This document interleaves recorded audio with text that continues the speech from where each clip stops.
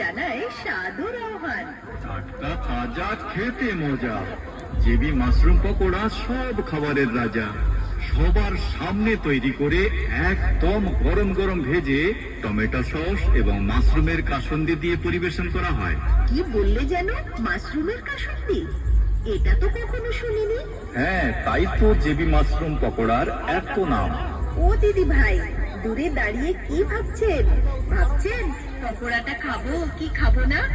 আমরা সত্যি বলছি কিনা একবার খেয়ে দেখুন, তারপর ভালো যদি লাগে বাড়ির জন্য নিয়ে যান। 8 থেকে 80 সবাই ভালোবাসি। জেবি মাশরুম পকোড়া খেলে সবাই হবে খুশি। বিশেষ দ্রষ্টব্য, আমাদের এখানে উৎকৃষ্ট মানের মাশরুমের বীজ তৈরি করা হয়। তার সাথে সাথে মাশরুম চাষ করার জন্য যে কোনো রকম সহায়তা ও সম্পূর্ণ পরামর্শ দেওয়া হয়। আসুন দাদা